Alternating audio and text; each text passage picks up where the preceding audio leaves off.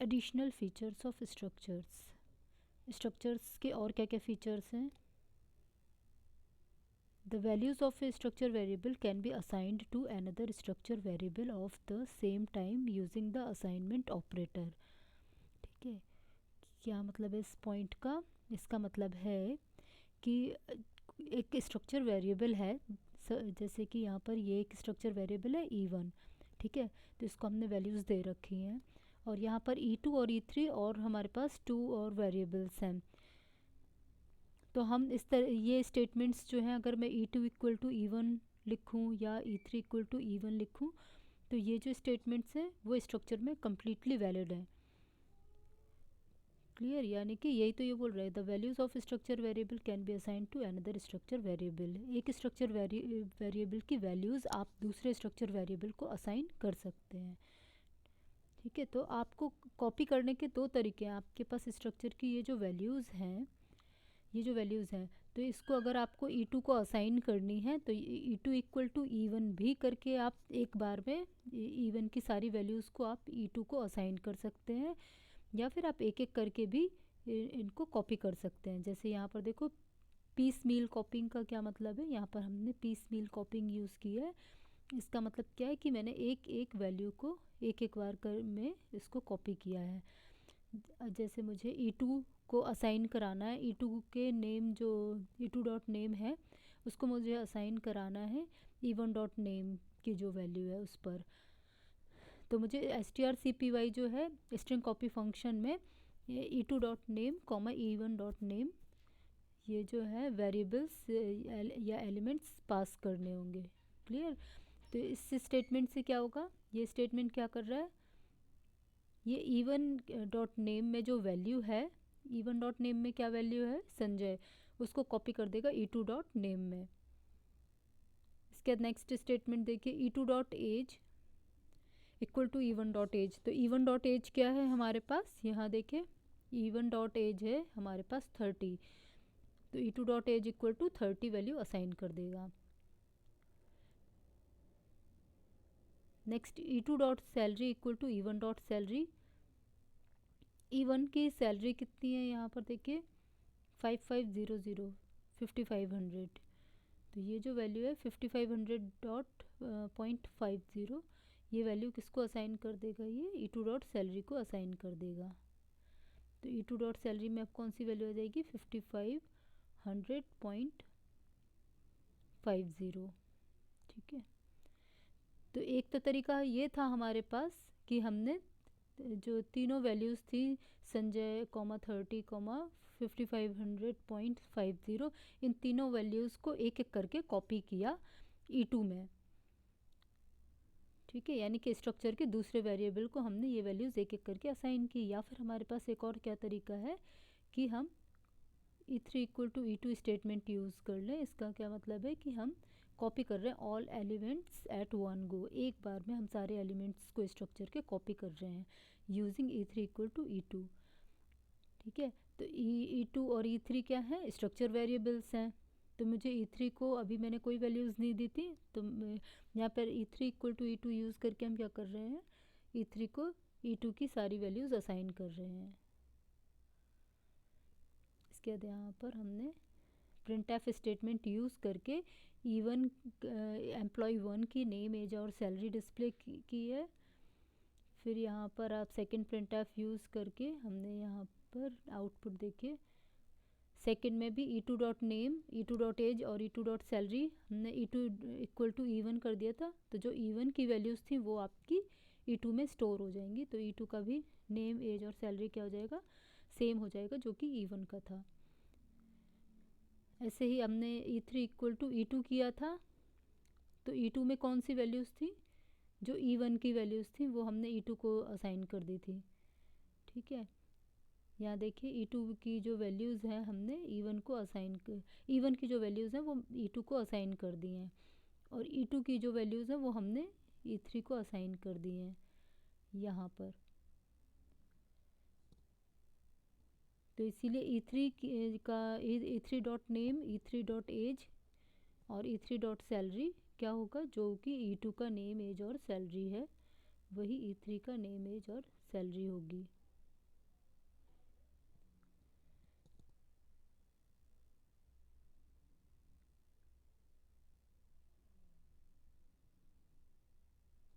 तो यहाँ पर हम एक और थ्योरी भी देख लेते हैं.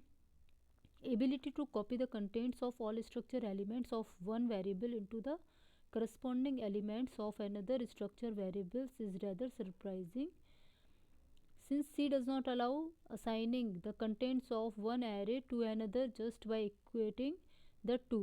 जैसे कि हम array लेते थे, अगर हमारे पास दो array हैं, सपोज A1 और A2 दो array हैं, तो array के केस में A2 इक्वल टू A1, ये स्टेटमेंट इनवैलिड है. एक एरे को आप दूसरे एरे पर असाइन नहीं कर सकते.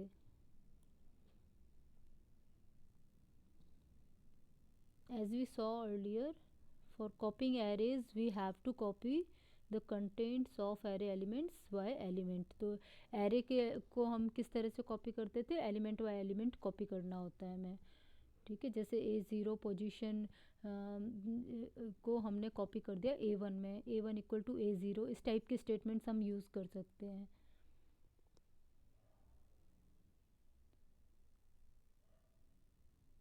या A1 और A2 हमारे पास दो एरे हैं, तो A2 की 0 पोजीशन पे या A2 की 1 पोजीशन पे A1 की 0th इंडेक्स को हम कॉपी कर सकते हैं, या A1 की कोई भी इंडेक्स को, थर्ड इंडेक्स है, फोर्थ इंडेक्स है, वो हम कॉपी कर सकते हैं.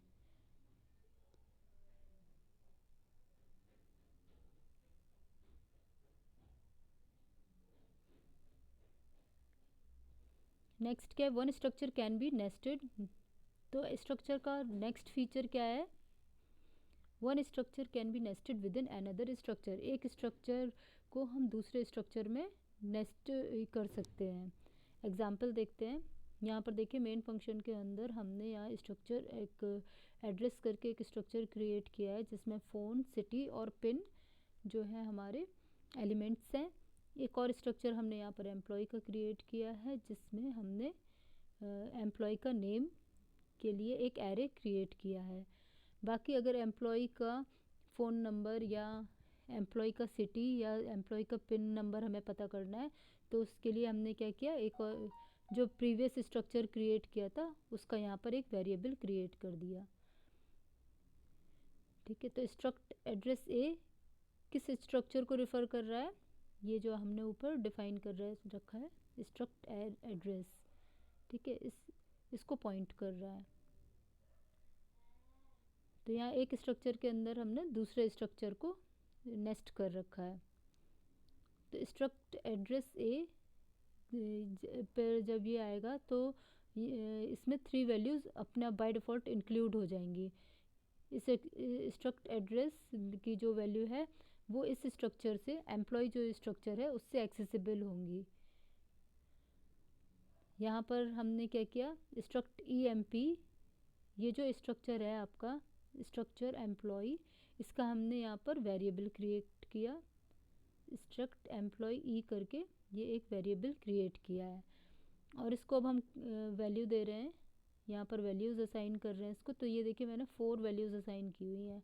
तो 4 वैल्यूज़ कैसे हो गई आपके एम्प्लॉय स्ट्रक्चर में. एक तो ये है आपका फर्स्ट जो एलिमेंट है वो क्या है, नेम. तो जेरू जो करके आपकी स्ट्रिंग है वो आपकी नेम 25 एरे जो है उसमें असाइन हो रही है.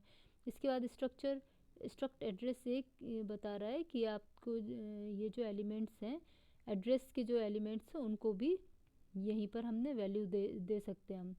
ठीक है, तो यहाँ पर हमने फ़ोन नंबर असाइन कर दिया, क्योंकि फ़ोन नंबर जो था वो आपका स्ट्रिंग था. कैरेक्टर एरे क्या होता है, स्ट्रिंग होता है ना. यहाँ पर देखो, फ़ोन नंबर के लिए हमने यहाँ एरे क्रिएट किया है, तो कैरेक्टर एरे या स्ट्रिंग बोलूँ एक ही बात है. तो यहाँ पर स्ट्रिंग को हम कैसे पास करेंगे, डबल कोट्स के अंदर पास करेंगे.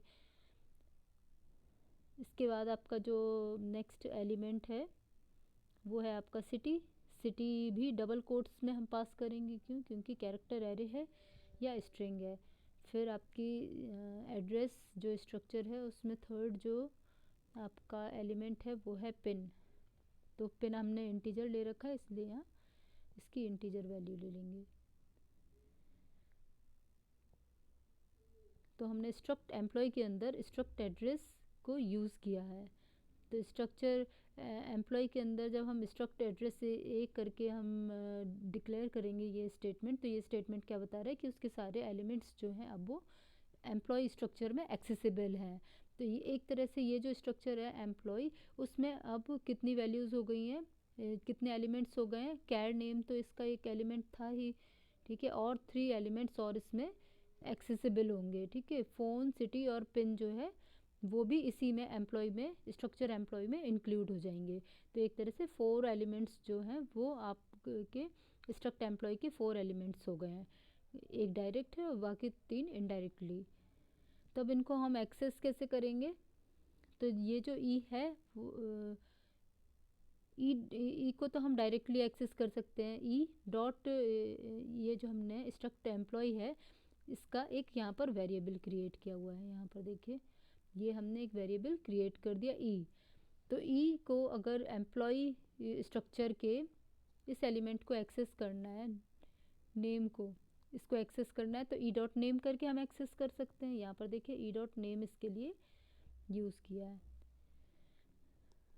अब इसके बाद मुझे एड्रेस के अगर एलिमेंट्स को एक्सेस करना है, ई स्ट्रक्चर एम्प्लॉय का जो वेरिएबल है ई, वो अगर एड्रेस स्ट्रक्चर एड्रेस के एलिमेंट्स को एक्सेस करना चाह रहा है तो किस तरह से करेंगे? ई डॉट ए डॉट फ़ोन, ठीक है। उसका फ़ोन नंबर अगर हमें एक्सेस करना है तो ई डॉट यानी एम्प्लॉय का जो वेरिएबल है डॉट स्ट्रक्चर एड्रेस का जो वेरिएबल है ई डॉट ए डॉट, ये है स्ट्रक्चर एड्रेस का वेरिएबल, तो e dot a dot phone करके आप एक्सेस करेंगे, ठीक है। ई डॉट ए डॉट सिटी करके उसको एक्सेस करेंगे, यानी कि स्ट्रक्ट एम्प्लॉय का जो आपका वेरिएबल नेम है डॉट स्ट्रक्ट एड्रेस का जो वेरिएबल नेम है ई डॉट ए डॉट सिटी, ठीक है। इस तरह से एक्सेस करेंगे। इसका पिन अगर आपको एक्सेस करना है, एड्रेस स्ट्रक्चर का पिन अगर एक्सेस करना है तो कैसे एक्सेस करेंगे? इसमें से ई डॉट ए डॉट पिन, इस तरह से एक्सेस करेंगे, ठीक है। तो यहाँ पर आप देखिए 2 प्रिंट एफ स्टेटमेंट थे। तो आउटपुट किस तरह से होगा? ई डॉट नेम हमने प्रिंट कराया, यहाँ पर देखिए name equal to percent S. Name equal to percent S क्या बता रहा है? परसेंट एस की जगह आपका क्या प्रिंट होगा? परसेंट एस की जगह पहली वैल्यू जो है प्रिंट एफ की ई डॉट नेम वो प्रिंट होगी। तो ई डॉट नेम में क्या वैल्यू थी? जेरू करके वैल्यू है वो थी, तो ये जेरू वैल्यू प्रिंट कर देगा। इसके बाद हमारा फ़ोन है, phone equal to percent S. Phone equal to percent s की जगह क्या प्रिंट होगा? परसेंट एस किसको प्रिंट करेगा? ई डॉट ए डॉट फ़ोन।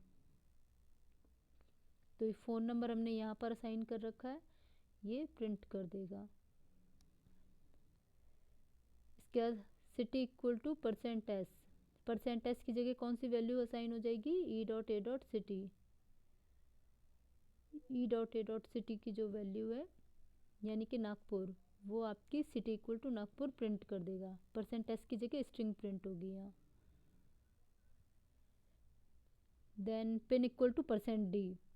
तो e dot a dot pin, e dot a dot pin क्या करेगा? ये जो पिन है आपका 10 वो असाइन कर देगा परसेंट डी की जगह पे, तो पिन इक्वल टू हो जाएगा 10। तो ये रहा आपका आउटपुट। ये 2 प्रिंट एफ स्टेटमेंट की वजह से ये आउटपुट आपका डिस्प्ले होगा स्क्रीन पे।